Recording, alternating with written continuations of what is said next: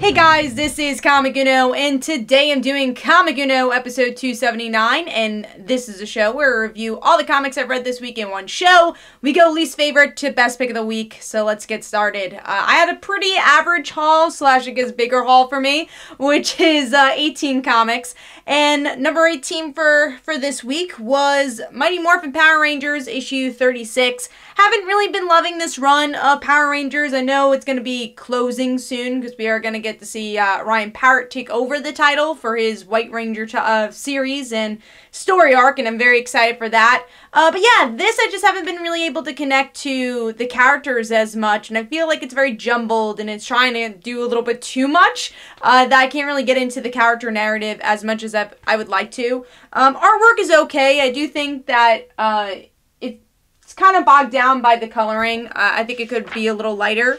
So the artwork is not particularly my favorite, but it kind of goes back to that crowded nature of the series. Depending if you like that or dislike it, for me, I'm not a huge fan of it. So I'm going to give this 2 stars, and that is number 18. Moving on to number 17, and that is X-Tremists, issue 1. This is the first, I guess, Age of X-Men book I didn't really like. I could not get into this issue. The only thing I really liked was the ending, where we learned that they're chasing these people. Obviously, that's kind of what the book's about, is that they're the task group that you know, gets people that are doing the wrong thing.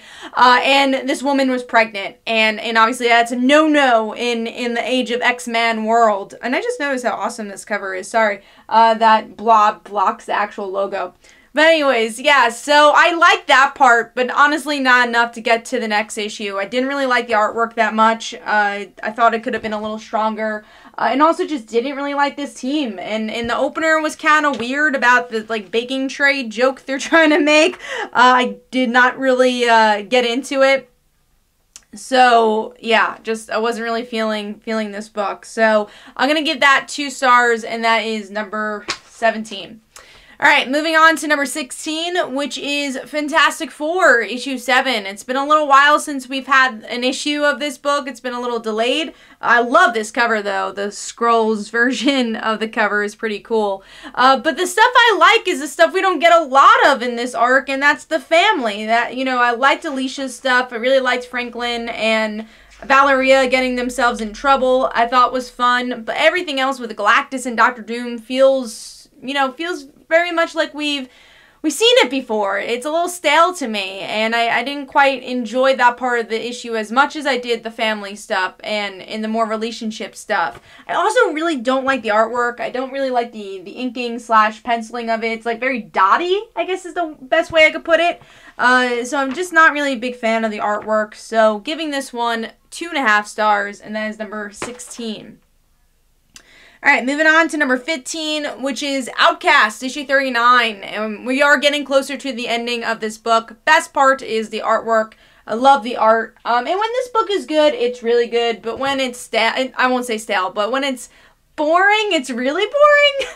I think my biggest negative of this book is the villains. I just don't care about them, and I don't feel like they've explained the abilities of the Outcast or this world enough for me to care about the ending results. The reason I like this book is because of the characters. I want to see where our main character goes and his relationship with his family. That's what really got me to be invested in this book. And when they hit the nail on the head with that, like I said, it's a very good series. But right now, they've been focusing so much on the villains, and I just couldn't really care about them.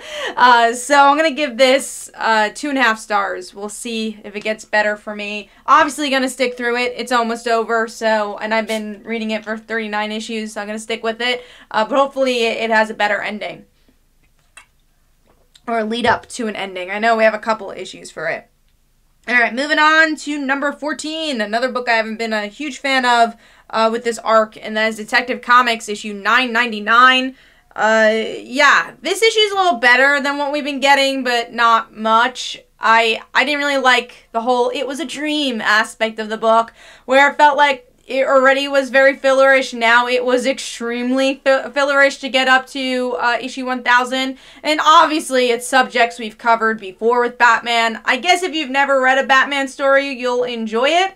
but I just felt like it was just really repetitive and, again, very fillerish. So, and also the artwork is okay for me. I think it's better than some of the artwork we got, especially with the Robinson run, but still not my favorite, especially some of the line work and the very bold inking, where it looks like Batman's kind of wearing eyeliner over there, or Bruce is wearing eyeliner. So, yeah, just not a huge fan of the art style, but like I said, it's better than what we've been getting. So, I'm going to give this one 2.5 stars, and that is number 15. Number 14. Moving on to number 13. This was a really hard book for me to rate, and I've been on the side of actually liking this book, but not really this point of it, and that's Heroes in Crisis issue 6. Love this cover, though. Love the Harley cover. I've been loving all the artwork for it, and even with the art. I mean, the artwork is definitely the strongest part of this book. But there are times where I even feel like it was messy for good artwork, you know? Like, it's still beautiful art, but I think it could have been neater at some times. Especially the Wally flashback scenes. I felt like here, I felt like it was a little bit too dark. I think it could have been a little cleaner. And obviously, it's great artwork, as you can see. But just nitpicking, I think I've seen better with this artist and with this book. But yeah, going into the story, not a lot happens here. And that's obviously been a huge complaint about Heroes in Crisis, is that it's very slow. And I've been okay with it, because I feel like it was very much about character and doing different things with it. But here, you really didn't need this issue. It's about the narratives of Harley Quinn, Wally West, and Gnark, the caveman, where Gnark, I really could care less about. Maybe he's going to be important. Did I ever pronounce his name right? I think I did. I think it's Gnark. I really could care less about the character, but who knows, maybe he'll be important. But I think my biggest pet peeve of this issue was that he was reciting Plato, and as, you know, Tom King, I'm sure he wanted to talk about Plato, but I don't think he was the right character, even though the allegory of the cave totally fits a caveman. But why would a caveman know about the allegory of a cave? You know, why would they know about Plato? So I thought that was really strange, and that kind of took me out of it. And I felt like it was like, no, I really just want to talk about philosophy. And I think, you know, that's not catering to a character, and I didn't really like that writing choice. And then the Wally stuff, as much as I like the emotional punch about his family, it's stuff we've seen. It's nothing new. The only parts I really got that were new was Harley probably didn't do it. Booster did kill Wally, or, you know, seems like he did.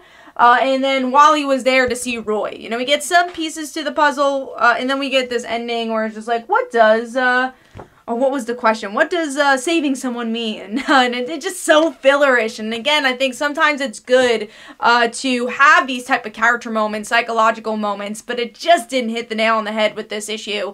The stuff I really liked personally was Harley. I liked seeing her in Poison Ivy because it's something we haven't seen from the series. It's something that definitely was inching up to be explored, but I really enjoyed their scenes, and that made it a 3-star book for me with the artwork. But everything else, I don't want to throw the word pretentious, but kind of did feel that way. And I really like Tom King's writing, and I just feel like in this one, though, the way he, you know, crafted the issue didn't really have as much meat as it seemed like it did. So, and again, that was just this issue for me. I just wasn't a huge fan of it, but again, I did have some positives with it. So I'm going to give this 3 stars, and that is number 14? Alright, oh no, that was number 13. Moving on to number 12, I feel like this book improved a little bit for me, and that is Betty and Veronica, issue 3. Love this cover. I love the funness of it all, and Jughead's weird pose. But yeah, I enjoyed this issue a bit more. The big struggle is, like, is Betty and Veronica actually friends, you know? Or are they frenemies? And here you really feel it, and I feel like they take away the romance, and they're like, okay, you know, we're struggling as friends, but we're always there for each other. Especially the big moment is that Veronica's father has a heart attack, and Betty's like, all right, Archie, you wait. It's New Year's Eve. I don't care. I'm gonna go help my friend. So I enjoyed that aspect, because I think that's the most important part of their friendship. So we'll see where it ends up going. It's not my favorite Betty and Veronica story. I do think Adam Hughes did a interesting job with their friendship, and I really enjoyed that one a bit more, but still invested to see where it goes. I'm just not loving the Archie Forever arc in general, so it's definitely a new flavor of Archie that strays away from what I liked about Mark Waid's run, but yeah, giving this one 3.5 stars, and that is number 12. Yes. Moving on to number 11, the last issue of Sideways, issue 13. And there are some parts that feel rushed, which is why it's a bit lower, but there's definitely some good emotional hits here with Derek and his mom in their relationship. And I especially love the ending panel where he finally answers the text of his mom, and then the mom answers back, which I think we all knew that the one in the hood was the mom. But, you know, you leave us off those, like, how, why, you know, there's so many questions, and then I kind of wish we just didn't know who the killer was, because that didn't satisfy me. So again, there's definitely some negatives with this issue, but I think the positives of their relationship was good, and also kind of leaving it open-ended that maybe Derek can join a superhero team in the future. I thought that was nice. So I'm going to overall give this 3.5 stars. Always have enjoyed the artwork. I think it really brings its own style to the book. So I'm going to give this 3.5 stars. And that is number 11. Moving on to number 10, which is The Amazing Spider-Man, issue 16. I haven't been, like, hugely excited for this Kraven the Hunt story, because the Hunted, what is it, Road to the Hunted, so we're not even there yet. Hunted story, just because of all the last pages we've gotten with Kraven, that was always the least interested I was for that issue. But I do think that Nick Spencer does build an interesting story here. Very exposition heavy. It's very explainy. But him building his own army and then having all these sons, it was definitely interesting. But then I liked and disliked the connection between the Lizard story, because you do see it's kind of weaving together, but also kind of feels like its own thing. You're like, did this issue have to be $4.99? They don't really mesh that well together. And then I didn't really love the artwork for the second story. I feel like this is definitely some of the weakest artwork we've seen. Just the way the proportions are, I didn't quite like. So, wasn't a huge fan of the artwork there. But we did have Otley for the rest of the issue. I'm curious who did the artwork for this. Alberto Albuquerque, because I'm like, this doesn't look like Raphael Albuquerque's artwork. So it's a different Albuquerque. But yeah, I'm going to give this one 3.5 stars. Definitely has some interesting stuff here with Kraven, but I'm not still totally sold. But I do like these hunting villains.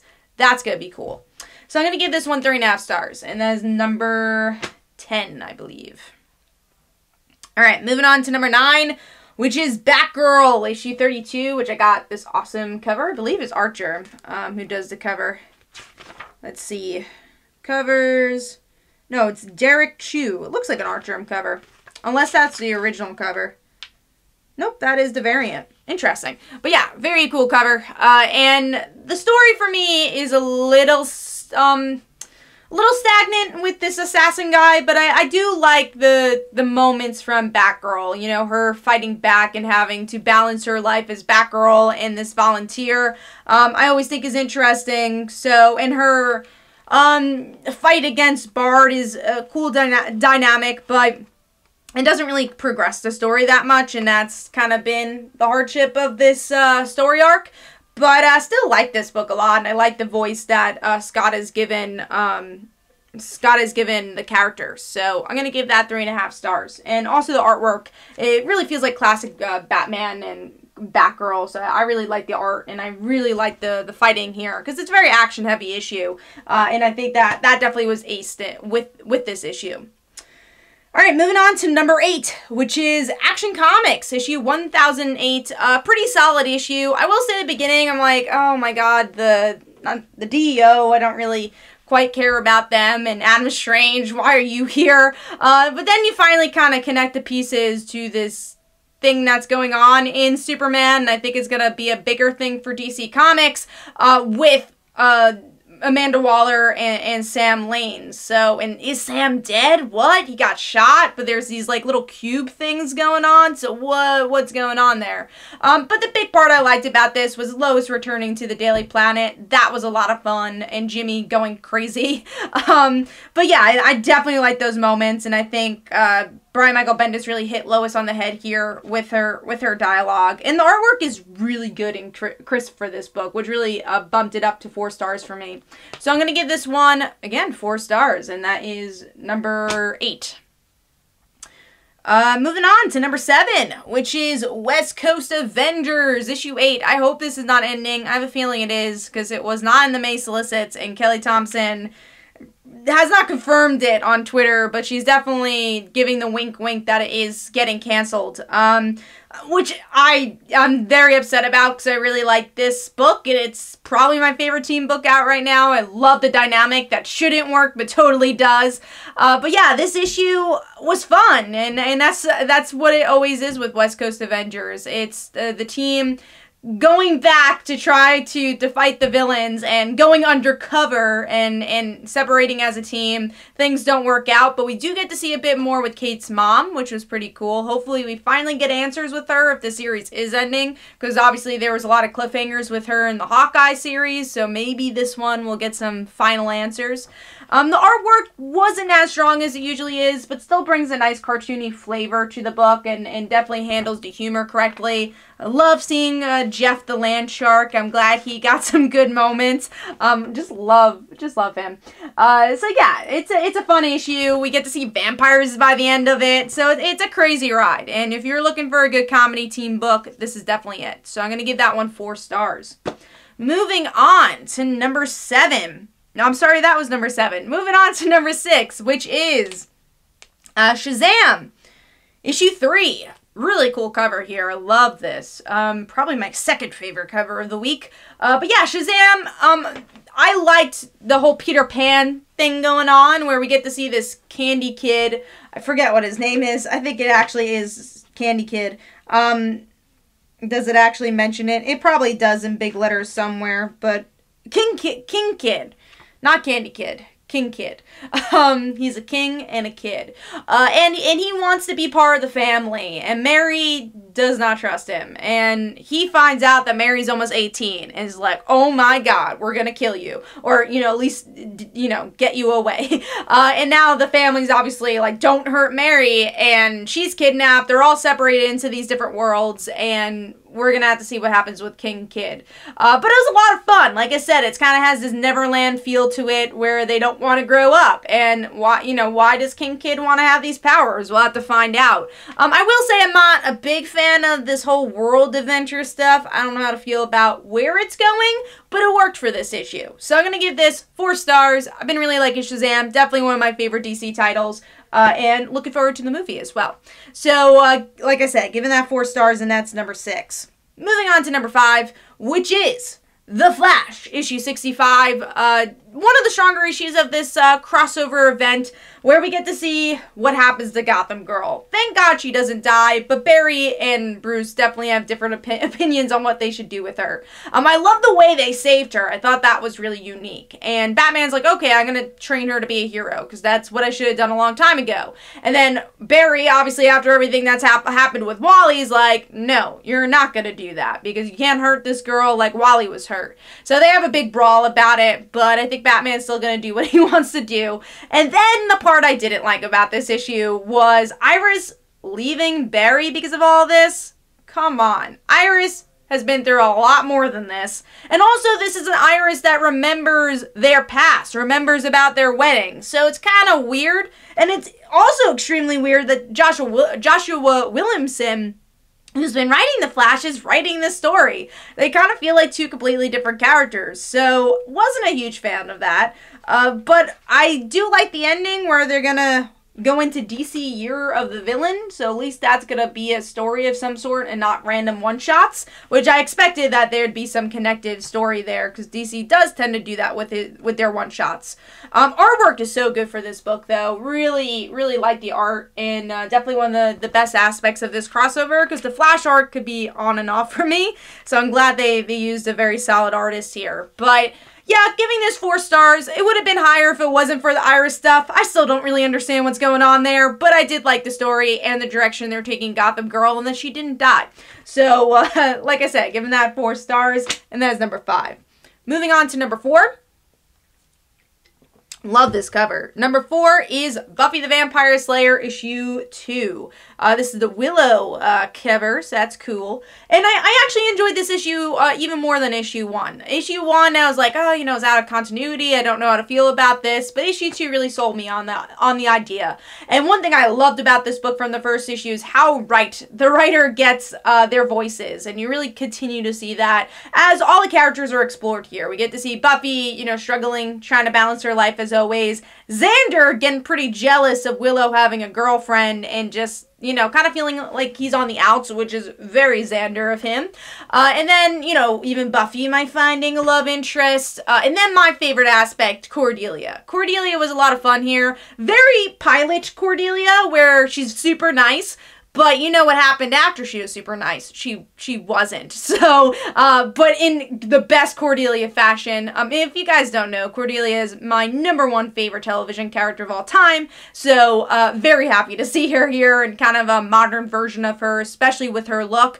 So, that was cool, and now she's interacting with Spike. So what is that going to mean? What's going to happen with her character? I think they could really explore different facets with her that the high school years didn't really do, but Angel did a really great job at. So excited to see where that goes, because I always feel like she's a character with a ton of potential that the Buffy franchise didn't really touch upon.